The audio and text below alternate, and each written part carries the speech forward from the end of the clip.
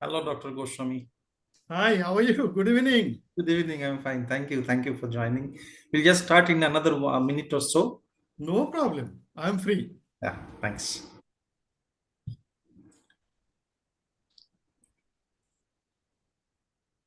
So let me be mute.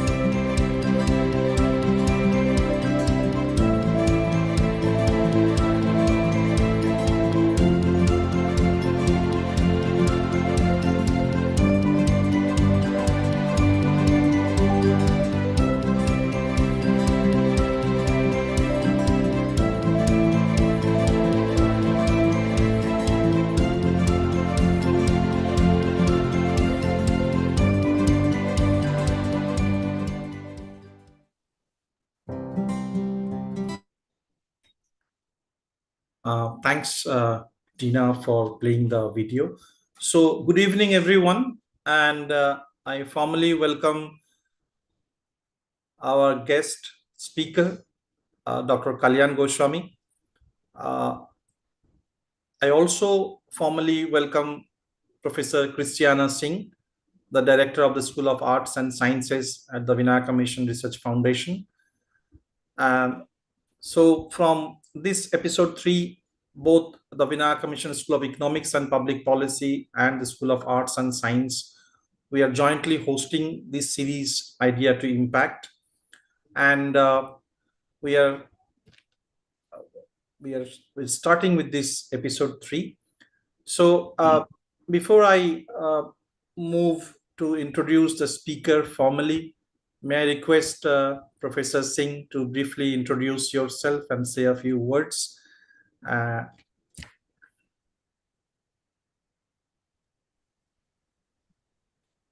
Good evening, everybody. It's a pleasure to be here on this platform of this journey that the VSEP says it's a journey to uncover the hidden stories behind public policies.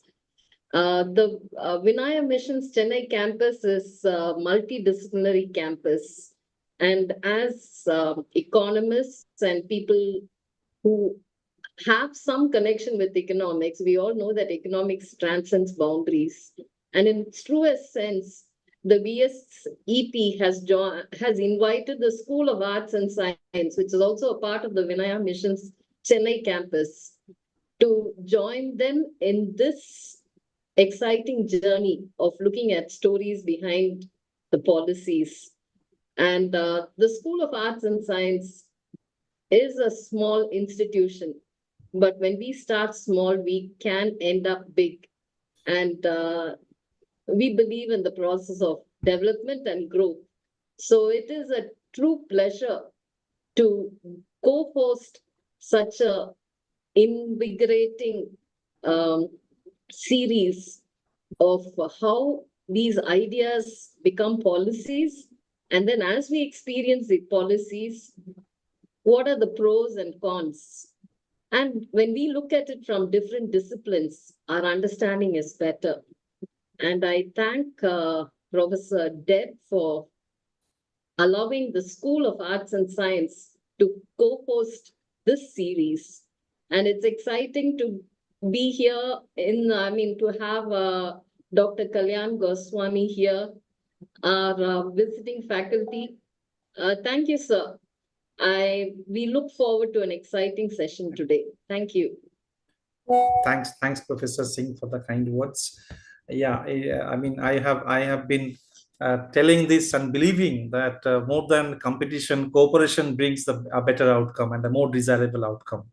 So that's the whole motto of having you on board. And thanks again. So we are today we have our speaker, Dr. Kalyan Goswami. Of course, by now you have seen that he's also a visiting faculty of public policy at the Vinayaka Mission School of Economics and Public Policy. So to give a brief introduction about the speaker, he is someone who has started his career as a civil servant with the government of West Bengal cadre, WBCS cadre. Then left his job uh, to pursue higher education at the Jawaharlal Nehru University in the Department of Biotechnology. Moved to Ranbaxy, had an illustrating corporate life with a lot of interventions in the corporate world. Some of them are literally milestones. Thereafter, he moved to the domain of public policy. He joined the government of India as he was the Director General of the National SID Federation of India, SID Association of India. Currently, he is the Director General of the Agrochem Federation of India. All of them are the apex body who are designing the policies, implementing policies in the domain of agriculture and allied sectors. And Dr. Goswami has some fundamental contribution in designing almost more than 8 to 9 policies which are part of the government policy in the domain of agriculture. He is also a political analyst. He is one of those few people who had actually predicted the outcome that we see today in the central government, how the outcome would have been. A lot of agencies did a lot of predictions, but most of them failed. But Dr. Goswami is among those very few people who had predicted such some numbers, and those actually turned out to be the reality. What we see today at the center, the numbers, whatever the different political parties had won. So we are really fortunate to have you today, Dr. Goswami, and really we are blessed to have you today as our speaker. And VSEP is organizing this particular series, Idea to Impact. It is all about educating ourselves to know the stories. We all talk about policies. We know that yes, there are policies, certain things. We know RTI, we know midday meal, we know a lot of things like that. But hardly we have ever bothered to know the struggle, the stories behind the formulation of those policies, how those policies were designed, what really sparked someone, and what really came in someone's mind, which ultimately translated to a movement, to designing a policy. So that is the whole idea, to understand these background stories and educate ourselves, so that we as academicians, we as students of economics and public policy, contribute even better in future for the development of this country. So without any further delay, I once again thank you for joining us, and I'm sure in future we'll be more. We'll try to have you in person in campus to teach our students. Uh, but let's initiate this discussion with this note. Over to you, Dr. Goswami. We all are eager to hear you. Thanks a lot, Devdulal. As such, like when you talked to me for the first time, I really liked it. The student, like the student community and even the teachers, they need to know what goes behind the making a policy, how the policy comes up, some of us may not be knowing, So many thanks for inviting me. And you have given me a subject, MSP, which is, more a political in nature. So speaking on MSP, I need to be cautious. I cannot speak against government at the same time. I cannot speak against the farmers also. So I need to make a balance. Let me start in a different way. I'll go to MSP. I'll definitely go to MSP, but let me talk about agriculture. Let me give you a background how the agriculture policy came up, and why they have why the agriculture policies are framed, all this thing. If you go back in 1943, there was a famine in Bengal.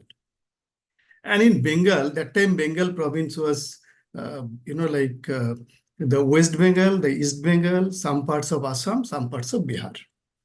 And that time, almost 1 million deaths took place due to starvation. Just for starvation, they didn't have proper meal also. And immediately after that, 1947, the country got its freedom. What was the biggest challenge in front of the policymakers that time, in front of Jawaharlal Nehru ji? How to provide food to all the 37 crore Indians? That was the biggest challenge. The productivity that time was very low. The farmers used to, used to use their the seed which they used to produce.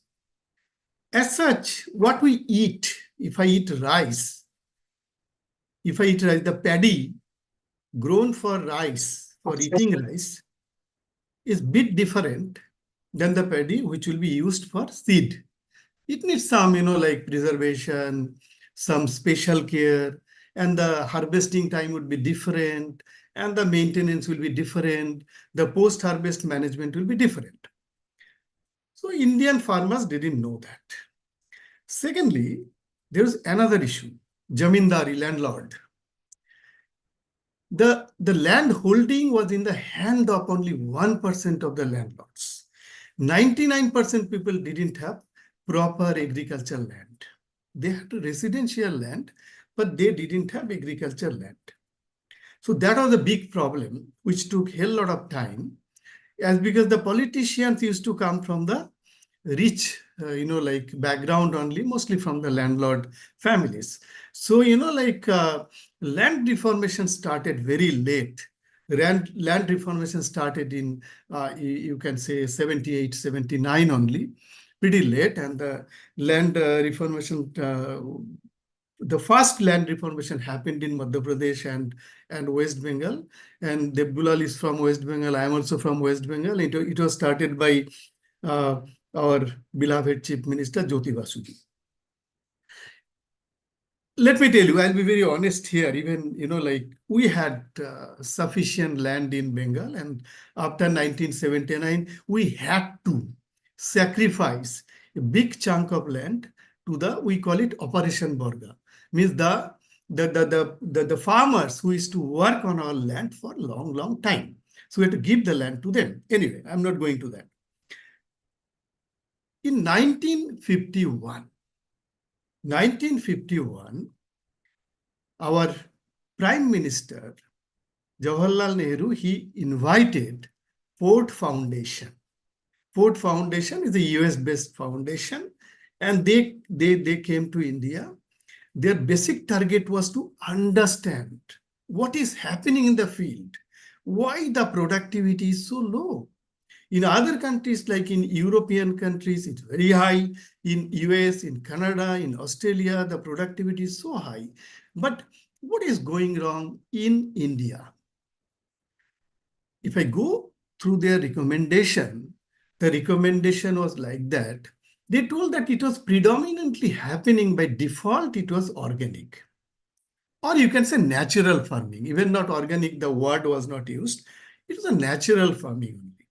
If I grow paddy, then I eat some of the, amount, portion, and I preserve some of them, and next year I sow that only.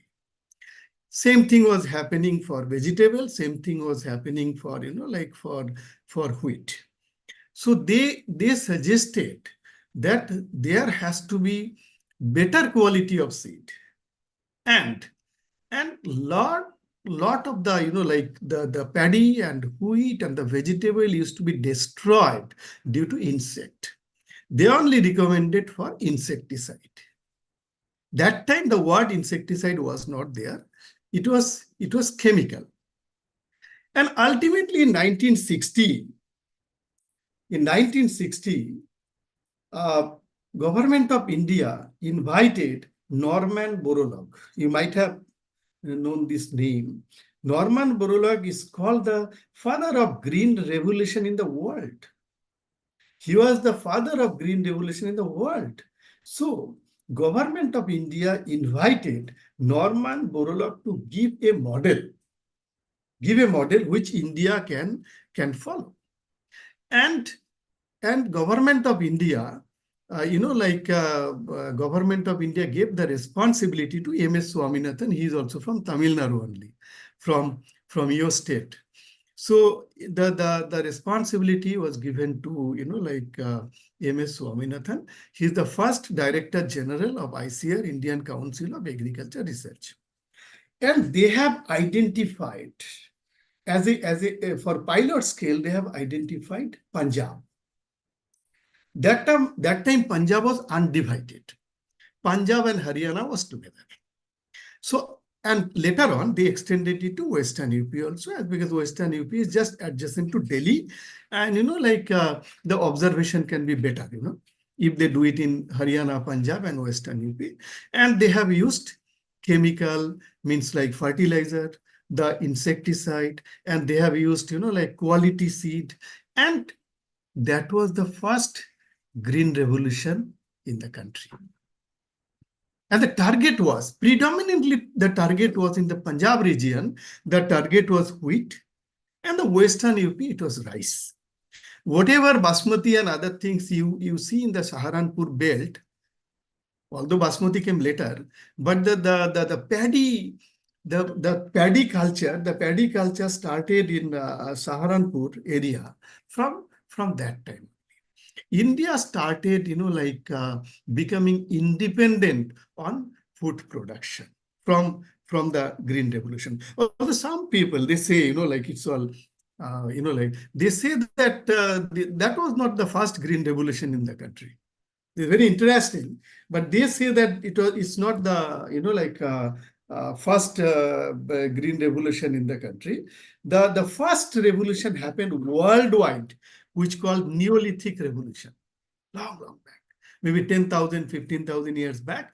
And then the British agriculture revolution, which happened in, I think, at the end of this 1800, era. But the problem remained. The India was, India was, half of the Indians were starving. So the Green Revolution happened, and some of the respite. I'm not saying that in 1970 itself we came out of the starvation. You also know that in 1971, the census, it has been told that almost 47% of the people are below poverty line. 47% of the people below poverty line. Now, if you typically look at the present scenario, 52%, Government of India says 52% of the people are directly or indirectly depending on agriculture. 52% people are directly or indirectly depending on agriculture, and they all stay in rural India. Reverse. If you look at the, I'm going by Government of India data only. And, like if you look at the below poverty line data, it is almost government says that, like the below poverty line, like the number of people have come down and it is around 20-22%. But this 20 to 22% is overall. And I won't say majority, I'll say 100% of them stay in rural India only, and they are all directly or indirectly dependent on agriculture. So now you may question me, what is happening in agriculture then?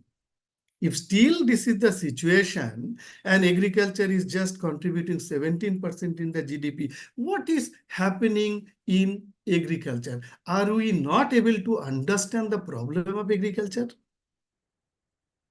That may be one question. Or people are not interested in agriculture. That may be second question. Number three can be, don't they have appreciable land holding? That may be number three. Or government of India is not giving support. It may be number four. Let us come to this point one by one. See, the population from independence time to now, it was 37 crore in 1947. And in last, I think 77 years, our population is 1 crore 40 lakhs, which is almost 4 times. What is happening? The land holding has come down. If that time only 2 members used to be there, but now this 2 member has already become 22 members, right? Or maybe more in numbers. Typically, now the small land holding or marginal farmers are almost 80% in this country. 20% farmers are large farmers, bigger land holding. They are there in Punjab, they are there in Haryana, Western UP, and they are there in Telangana, in Andhra Pradesh. Some of them definitely are there in Tamil Nadu also. That is the situation. So 80% of the marginal farmers, how to support them? How to support them? Government of India has come out with a direct benefit transfer, 6,000 rupees to these farmers, 12 crore farmers. They're the government of India. This is called Kisan Samman Nidhi, and they are giving almost 72 crores every year. But the question is that helping the farmers? I have a simple question. Whether the 6,000 at a time, once in a year, is helping the farmers? My answer will be no. Why my answer will be no? As because the farmers, they require financial backing or money twice, at the time of Rabi and the time of Kharif. If you give 6,000 sometime, they will spend the money in eating chicken, mutton, or maybe some other, intoxication. So this 6,000 is not helping. Now government of India is thinking that, can we do direct benefit transfer for purchasing fertilizer, purchasing insecticide, or purchasing seed? The government of India is thinking for making a policy. Some of the states like Orissa and, and Bihar, they have already implemented that the farmers, they purchase seed and all this, agri input, and they submit the bill in the panchayat office, and then the bill goes to the block development office and the payment is made. This is one way. As I told you, that the land holding has drastically come down. So what maximum can be done for the marginal farmers? I mean, they are ultimate. I am not even looking at the larger farmers. I am looking at the marginal farmers. 80% are marginal farmers, right? If I say 50% of the people are dependent on agriculture directly or indirectly, in that 50%, 80% are marginal farmers. So it accounts 40% of the Indian population. So what can be done for them? That's a big question. And definitely government of India is working in that direction. Now, again, I'll come back to Green Revolution. You may be knowing that first Green Revolution happened in Mexico. The first Green Revolution happened in Mexico, but Mexico is called the birthplace of Green Revolution, but it is also called the burial ground for Green Revolution. Why? They did the Green Revolution. They did the Green Revolution, the first country to do the Green Revolution, but at the same time, it was not done properly. The soil is totally destroyed. Soil, there is no life in the soil, right? If you want to grow something, you have to put more and more and more fertilizer, insecticide, blah, blah, all these things. So this is also called the burial ground of Green Revolution. There has to be some check somewhere.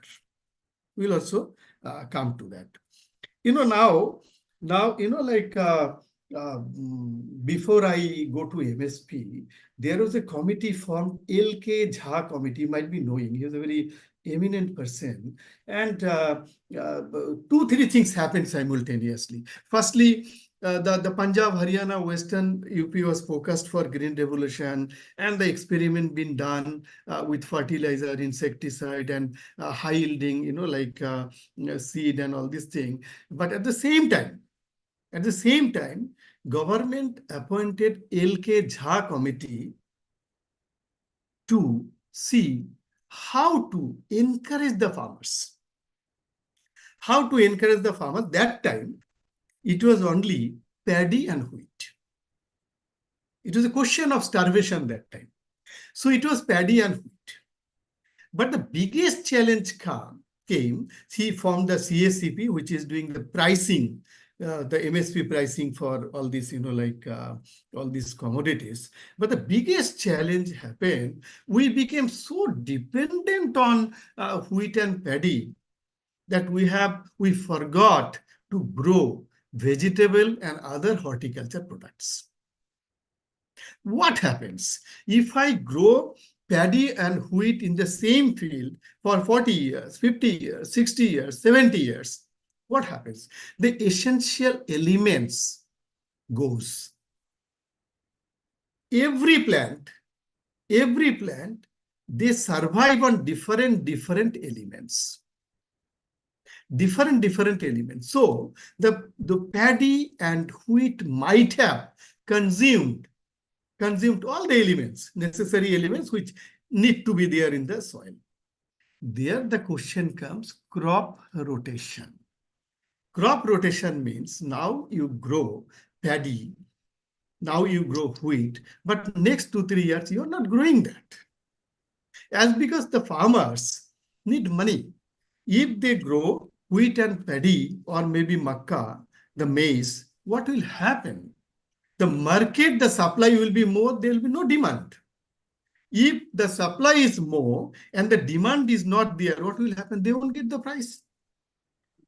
So from there, the concept of crop rotation came around 1990. You rotate the crop. Sometime you stop. You stop paddy and wheat and maize and go for vegetable. But for that, you need market linkage. As because a farmer who is growing cabbage or cauliflower or potato, which is maybe 300 kilometers from Chandigarh, how can he sell that? He cannot sell that, right? He cannot sell. If he goes to the local market and sell that, the potato will be only 2 rupees kilo. Or cauliflower will be 1 rupee or 2 rupees kilo. Whereas in Chandigarh, the potato is selling at 10 rupees or 15 rupees kilo. So the question of policy for market, just a minute, something came. Market linkage came, and the government has made number of policies on the market linkage. Now, you might have seen the farmers are sitting on the road in Delhi. Delhi is a place for Andolan only, Delhi is a place for Andhra, and everyone comes to Delhi as because then you come in this is this is a part of democracy only, and like then you come in the limelight, you come in the media. What the farmers are demanding and why they are demanding, let us understand. We'll go to MSP later. What the farmers are demanding to make MSP as the legal right. That is number one. And like government should give proper price. There was Saminathan committee. I'll explain to you. And they told that whatever is the expenditure, the MSP should be 1.5 times. 1.5 times. I'll come to that, and secondly, for agriculture point of view, government should come out of WTO. And there are a number of, other demands are there, which government could not meet, but government is definitely trying for MSP. Definitely trying for MSP. How to make it legal.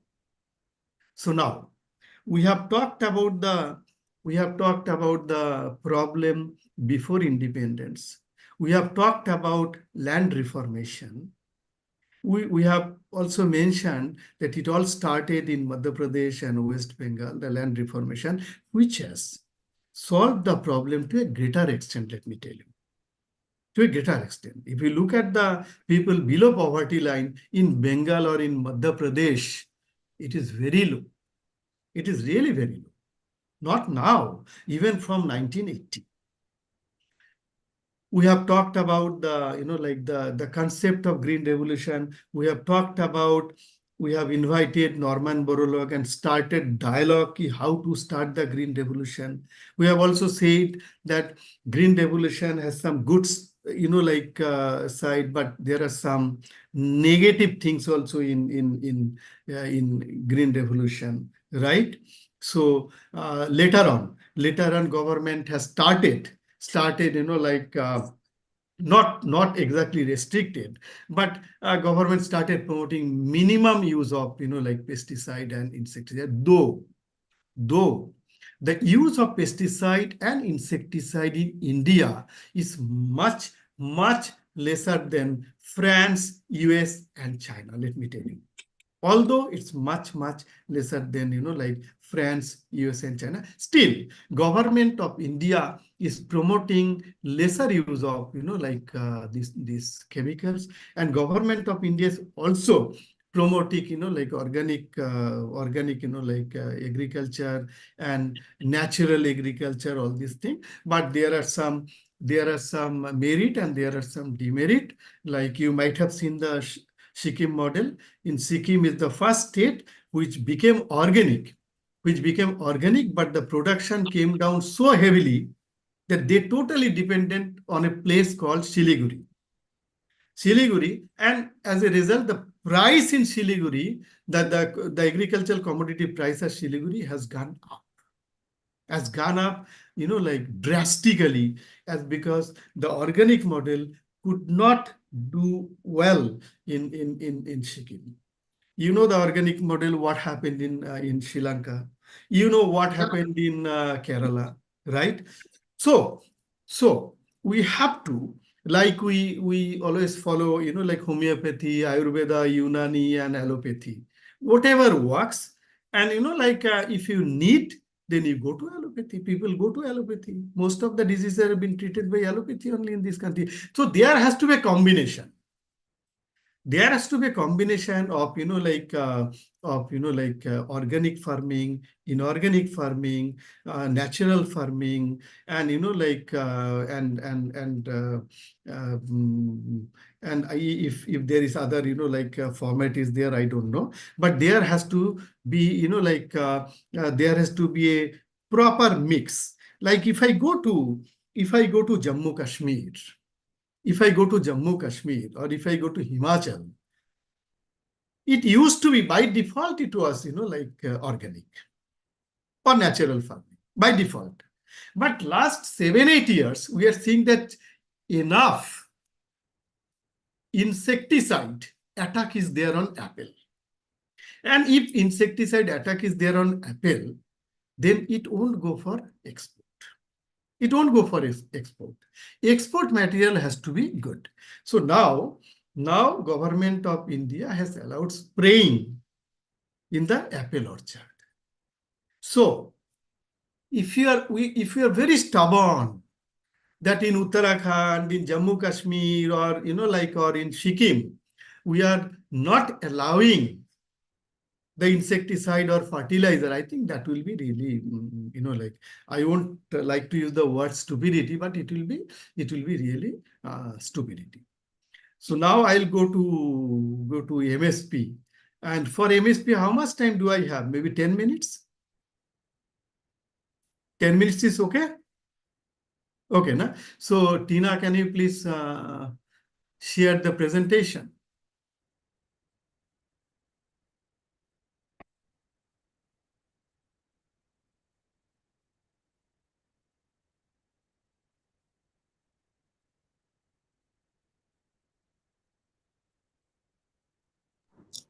So now, why the MS policy came up?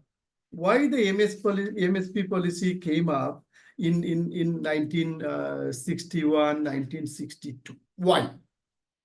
Why it came up? That time the market demand was there.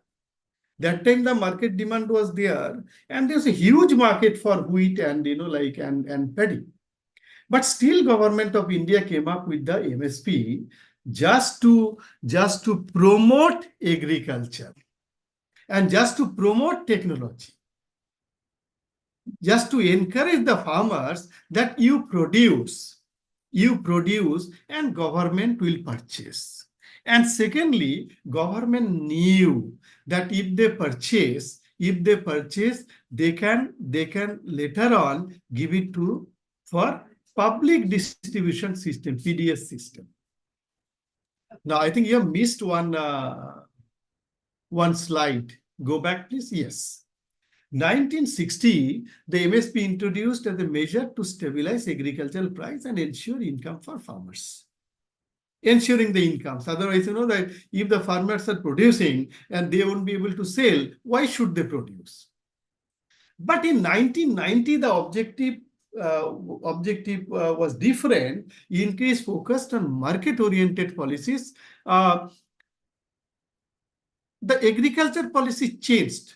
It should be market-oriented policy. Like if onion is doing well, or if mustard is doing well, you better don't go for wheat and or paddy or tobacco or something else. You go for onion. You go for cane sugar. But MSP continued. In 2000, the expansion of MSP coverage to include more crops, and now there are around, I think, 23 crops, comes under MSP. But after 2007 and 2008, the tobacco, government did not give any price for tobacco, as because tobacco is selling at a very high price in the local market. So there's no need of giving MSP. Next slide, please.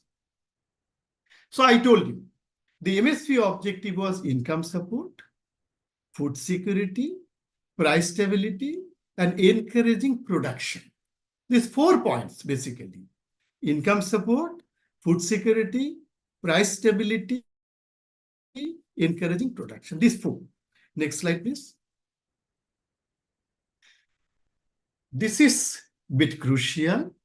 The L.K. Jha committee, they only recommended to make a committee called CACP, Commission for Agricultural Cost and Prices. The CACP is a government body under the Ministry of Agriculture. They only fix the MSP, and then they recommend it to the Cabinet Committee on Economic Affairs, and the Cabinet Committee on Economic Affairs then publish it. What are the key considerations? The key considerations for fixing the MSP: cost of production includes inputs like seed, fertilizer, labor, irrigation. Seed, fertilizer, labor, and irrigation. Demand supply dynamics analyze domestic consumption and export potential also. Some of the products we look at the export potential also. Okay, what are the money going to, we are going to earn, and international market trend also is very important. And government, that government announced the MSP twice in a year. The next slide, please. Now, cost of production, MSP is influenced by cost incurred by farmers in producing the crop, which I told that include all the agriculture inputs, and the type of cost. Let us come to the type of cost. This is very important. If you need to understand MSP, and because we all know MSP, nothing new in MSP, but we have to understand what are the parameters being considered for fixing the MSP, the type of cost. We call A2 cost. A2 cost means the direct cost incurred by farmers, such as seed and fertilizer and insecticide. Somehow I think insecticide is a typographical error. It is seed, fertilizer, and insecticide. The direct cost the farmer, farmer is making. Then A2 plus FL cost. A2 cost, you know it very well, and the unpaid family labor. If there are four members in a family, working in Kerala, and for a crop, they are working for 20 days. So it will be the cost of 80 laborers.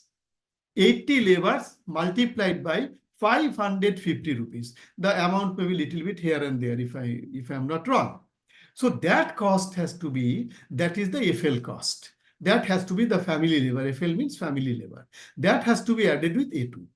Now C2 cost, a comprehensive cost that includes A2 FL cost plus the opportunity cost for the land and the interest on capital asset.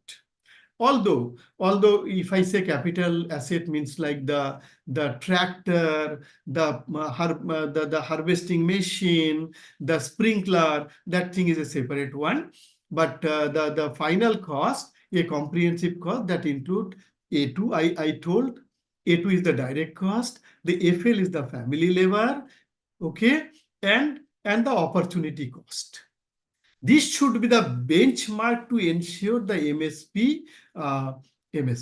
So the Swaminathan committee, they recommended 1.5 times of the cost of the production for various crops.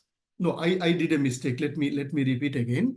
Swaminathan committee recommended for C2 cost 1.5 times on the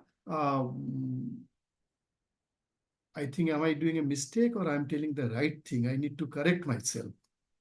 Yes, Swaminathan committee is recommended for 1.5 times on the C2 cost, but government is giving on A2 and FL cost. Yes. Government is giving 1.5 times on the A2 and FL cost. Government is not looking at the opportunity cost. That government is not looking at it. And government is also not looking at the interest on the capital asset. So what the farmers are demanding, the farmers are saying that you give us 1.5 on A2, FL, opportunity cost, and the interest on the capital asset. That is the demand of the farmers. The next slide. Now you all know that there are around 22, 23 23 commodities, like wheat and rice is the major, and then there are small like barley, maize, jowar, bajra, ragi, blah blah, all these things. And now government is looking seriously on the oil seed, to just encourage the farmers to grow oil seeds and the cash crops like cotton, jute, and sugarcane. Next slide, please. Now let us come to the MSP procurement mechanism. How is that procurement happens? There are procurement agencies. FCI is there, NAFID is there, and the state level cooperatives are there. And there are procurement centers, like in every state, they only do the procurement, and strictly quality check has been done, and the payment to farmers are done by check only, and it directly goes to their bank account. The next one. What was we'll come to the drawback also, but let us speak about the brighter side. Impact of MSP on agricultural production. Increased production. It has really increased the production.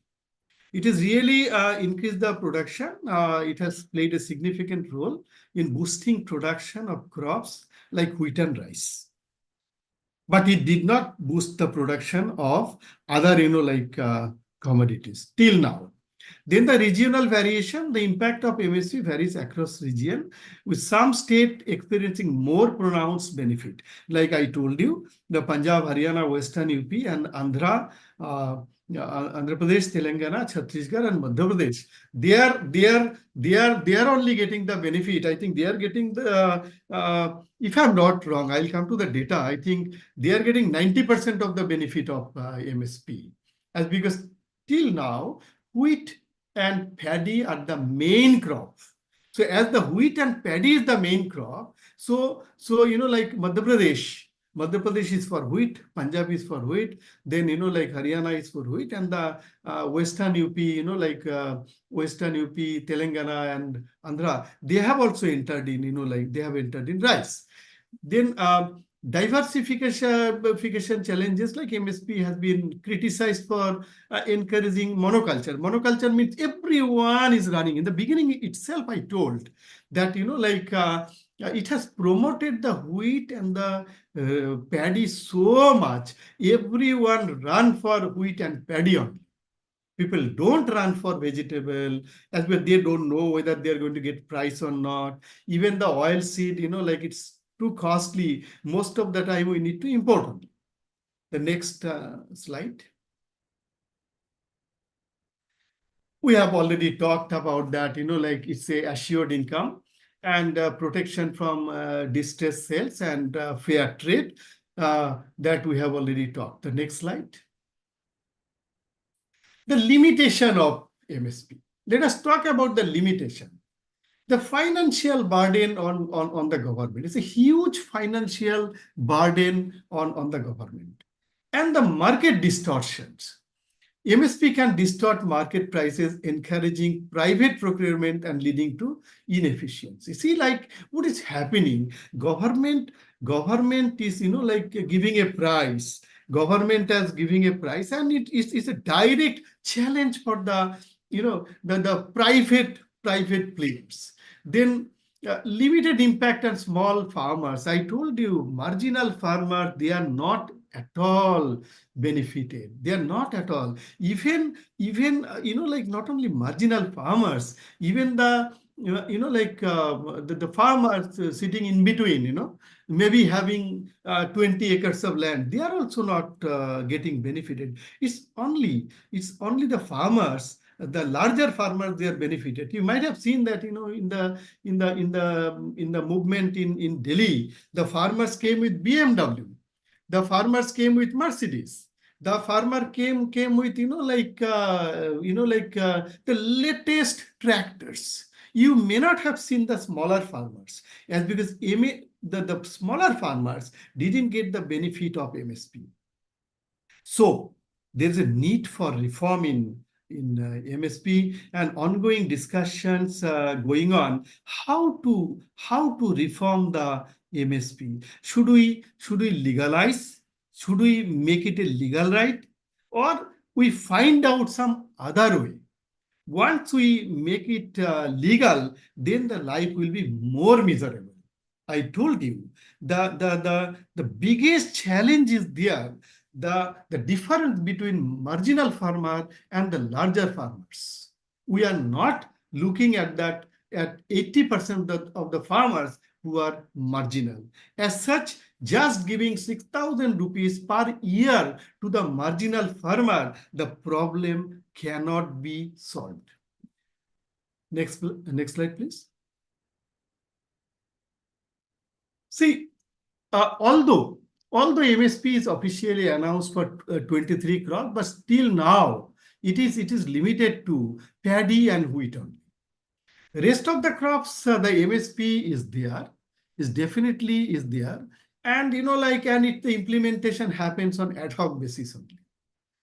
There's a committee formed by Shanta Kumar. Shanta Kumar used to be the chief minister in Himachal Pradesh. He's a very learned man.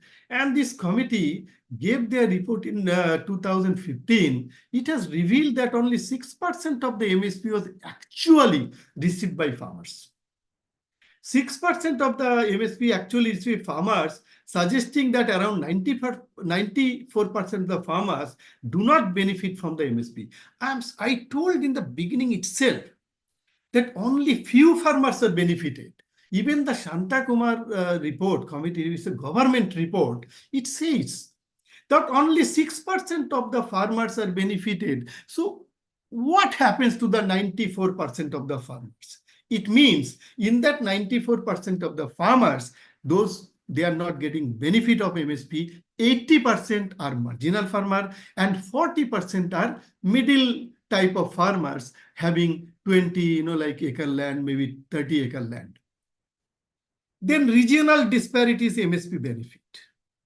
You see that procurement happens mostly from Madhya Pradesh, Punjab, and Haryana. I told in the beginning, this is happening. This is happening. The 46% of the wheat is being purchased from these three states. And how to solve this issue, how to go broader so that more farmers can get benefited out of that. That's also been discussed in the policy, which I do not know when is that going to come, as because MSP has become a political issue. It has really become a political issue. Government cannot stop MSP at this point of time. They cannot. They cannot. And making it legal would create more problem. Next slide, please. Legal right. There are some movement, or I could see in some of the political manifesto in the Lok Sabha election, especially one national political party. I won't take the name here, it doesn't look good, but that national political party has committed that we will make MSP as a legal right. But there is a problem.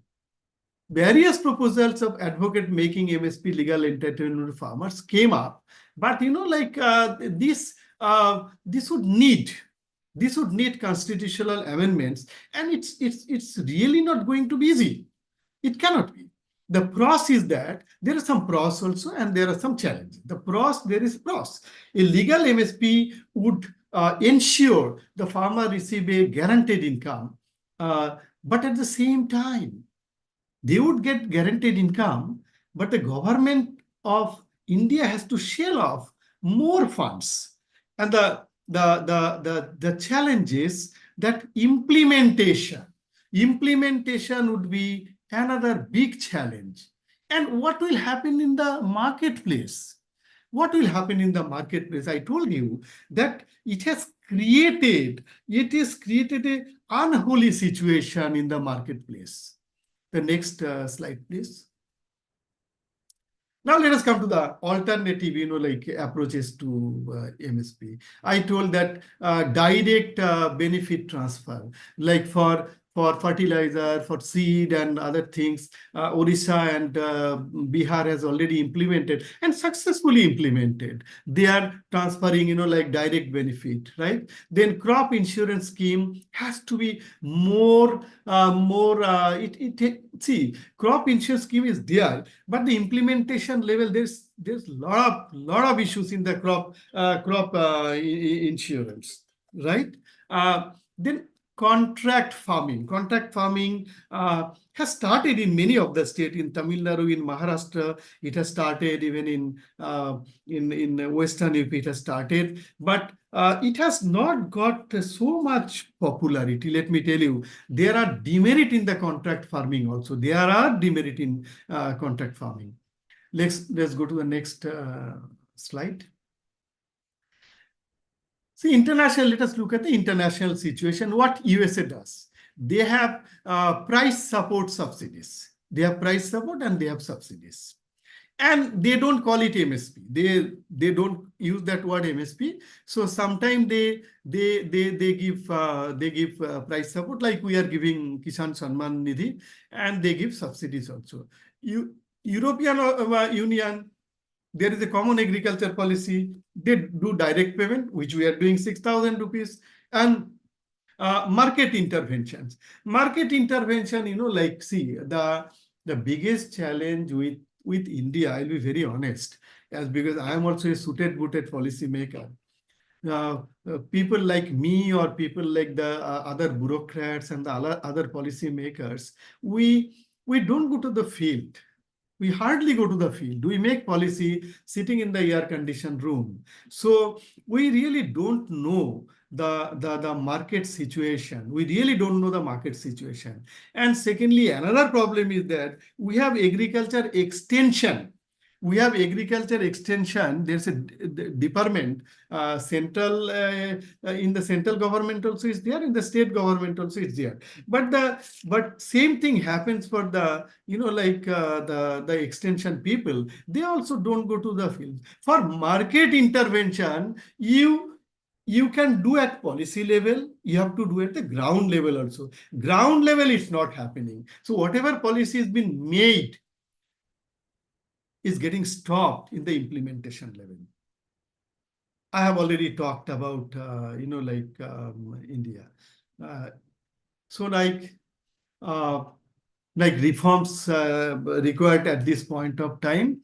Expanded procurement. I have already told that from Madhya Pradesh, Haryana, Punjab, Western UP, Telangana, Andhra Pradesh, and Chhattisgarh, we have to go to other state also.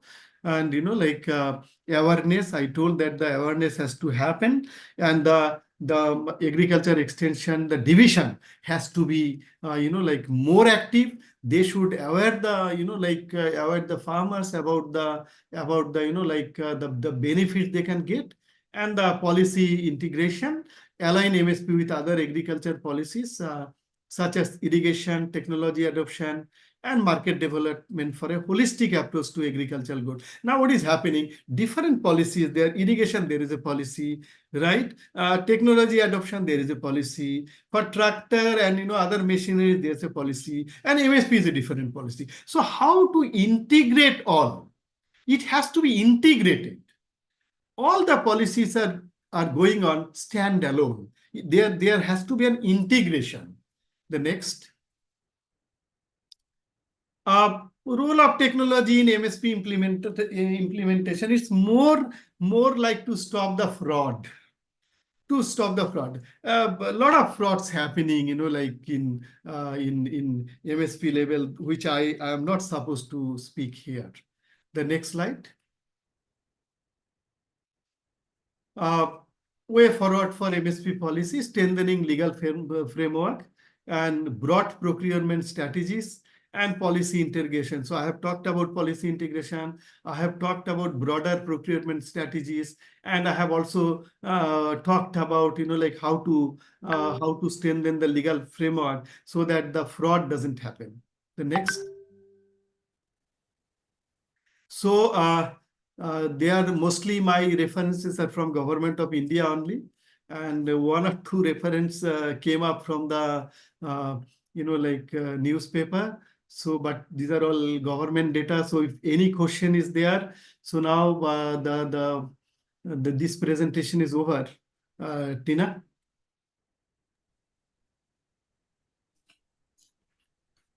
So you can forward questions to me, but don't ask such question which will be political in nature or which may go against government. No. That's my humble request. Yeah, thank you, Dr. Goswami. No, I mean, see, we cannot really restrict the audience from asking question, but you can always prefer not to answer them. Sure. So, yeah, so that's your democratic right as well. So not to answer a question. So yeah, so but I would not take much time, but my feedback rather, I'd say, I mean, if you allow, I mean, we have read those things many a times, this MSP and all these things, farmer protest, but hardly I have come across anyone who has explained this entire thing so simply. I mean, it was so fantastic that a lot of doubts got clarified, and really I understood it completely from a new lens, and that too in a very simple way. So that was really awesome. I mean, we always say, people who know you, we say that you are a great storyteller. Forget about rest of the things that are in your feather, in your hat. So yeah, we open the floor for questions. So yes, please go ahead and be precise, and be focused when you ask your question to save time, uh, so that we can give the speaker little more time to explain. So maybe we have till 7:15 we have time, so maybe 3 4 questions, quick questions. Yeah, so we have a question from our colleague Prashant, and Prashant is asking, I'm reading his question: are MSPs really remunerative for the farmers? For example, rice is procured at below rupees 25 per kg, but market price for rice is about rupees 50. What does the government do with the procured rice? Does it go to the FCI or ration shops, or is sold by government at subsidized rates to forces such as defense? So Yes. I think this question is a very nice question. See, like government, I told you in my presentation, governments is MSP is more like like giving a assurance that you produce and I'll purchase. Uh, I know even for some of the like commodities, the market price is pretty high. It's really pretty high. So the farmers, they are allowed, if they get a better price, let them sell it in the marketplace only. This is number one. Number two, when you do the cultivation and you have maybe big land, like you have big land, you have tractors, you are investing in like seed, you are investing in fertilizer, you are investing in like irrigation, electricity, blah blah. So at least government is ensuring you that we are going to purchase. This is the minimum rate. Minimum support will give. So when the farmers come to government, when they are not able to sell it, then only they come to the government. Whether it is remunerative or not, I won't go to that. It is really not remunerative very often, but it's more like a assurance, that you produce and the produce is not going to go waste. The MSP has started like that only, and you might have seen that like the in the movement also, people are sitting here for 2 months, 3 months, something like that. Why did they come up? As because they came up as because MSP is helping them. It's assurance. Otherwise, why they will be sitting in Delhi? If they're getting a good price in the marketplace and better price in the marketplace, why should they come and sit on the road? That's the biggest thing. But at the same time, I strongly feel that MS Swaminathan report the recommendation has to be implemented. You have to add the cost. I told you the direct input cost, then the labor cost, the FL, the family labor cost. Then you have to add the opportunity cost also. The land, for land, you have to add some price, and then you give 1.5 times. That I agree with the demand of the farmers. Next question. We have one more question from Dr. Kokila. Would you like to unmute and ask the question, or should I read it for you? Sir, good evening, sir. Actually, little bit late I have joined, That's right. but still I have the question that this MSP really does helps the farmer, because it is for the welfare of the farmer. But what happens everywhere they protest, and there is the suicidal cases of farmers we are hearing. So, can you, suggest, or can you give any reasons for these?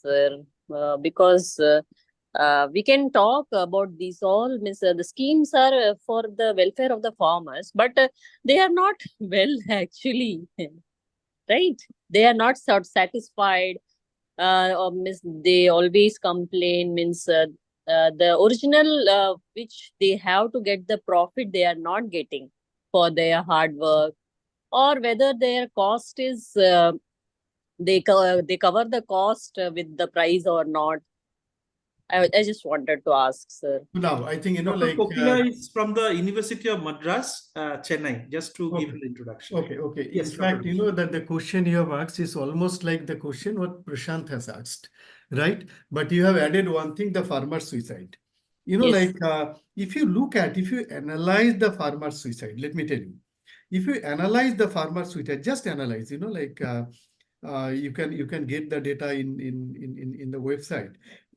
Last year also, as per government, almost 11,000, 12,000 farmers has committed suicide. And secondly, let me tell you another thing for all our learning, as because I am also a writer, I write in different newspapers. The figure we are giving 11,000, 12,000 is a very small figure. The figure will be much more.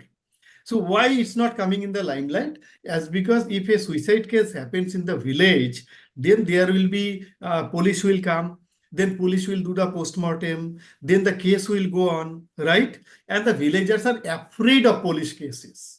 So most of the thing most of the cases they cremate, they do the cremation.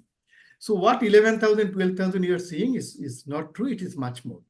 But who's doing the suicide? The suicide is being done by the marginal farmers. And mostly it's happening in Maharashtra. Maharashtra is known for cash crop. Maharashtra is known for cash crop only. In the cash crop region, in the BT cotton area, when you are sowing BT cotton, these marginal farmers are not getting the price. They are not getting the price. You might have seen that in my presentation, I told it very clearly, or even Shantakumar committee report says that only 6% farmers, only 6% farmers are getting benefited. 94% farmers are not getting any benefit of MSP. So you understood, the marginal farmers are not getting any benefit, and the suicide is happening in the marginal farmers case only. They loan money. They loan money from the marketplace with a rate of 18%, 16%, and they cannot pay back, and they commit suicide. That is the main thing. Now, whether MSP is helping, MSP is not helping the marginal farmers. We need to do reforms in MSP, how to reach to the marginal farmers. I accept whatever you told. I 100% accept, right? But MSP is, whether MSP is remunerative, see, I think we should not ask the question. MSP is more like an assurance only. It's an assurance. It's an assurance that you do the cultivation and this much of money we can give you per quintal. It's an assurance. If it is not remunerative, you're free to sell it in the marketplace. Not a problem. So it's an assurance. If there is no assurance, so cultivation, most of the cultivating land will remain, vacant only. So that's just the assurance only. It is not to make anyone rich or, poor like that. But I do agree. I do agree that the benefit has to reach to the marginal farmers, and then only this the cases can come down. Hope I am able to explain. The next question. Yeah, I think the Thank you, sir. Thank you. yeah, indeed, it was really. I mean, the distinction that you made between remuneration and assurance, that really rings a bell. And thank you for this clarification. I think we have one last question before you close the floor formally. And I have requested the director of School of Arts and Science, Professor Christiana Singh, to formally thank the speaker and the participants. So let us take the last question. Tina, would you like to unmute and ask the question? Yes, sir. Sir, I just want to know what is your perspective on how MSP affects the environmental challenges? That is, as you mentioned, MSP increase the paddy cultivation, which in turn gives a release of higher release of methane gas that is prominent for the carbon greenhouse gases. How the MSP reforms address the environmental impacts by even as a You're right, Tina. Even like I am also worried. I can only say I'm also worried as because the MSP is given to paddy and like and wheat, and for that only since 1990, Government of India is giving all the emphasis and focus on crop rotation. Okay, we're giving all the like focus on crop rotation, and we are also saying that only in the rain-fed area. Rain-fed area means like Bihar, Odisha, West Bengal, Assam. You do the paddy cultivation, not a problem. You do the paddy cultivation in the rain-fed area, even some parts of, in not most of the parts of Kerala and Tamil Nadu, you can do that. But if it is under irrigation, then you go for some other product, or, like government has now started promoting, pearl millet also, you might be knowing, bajra. Government has started promoting pearl millet and ragi, jowar, jo, all these products, these are less harmful than the like like paddy and wheat. But anyway, I appreciate your question. I really appreciate your question. It's a worrisome situation. Thanks, Tina. May I request Professor Christiana Singh to propose the vote of thanks? And as a ritual, we follow that we request all the participants to kindly switch on their video. Not a binding request though, just a request, honest request, so that we click a photograph and we park it in the memory lane. So that's all.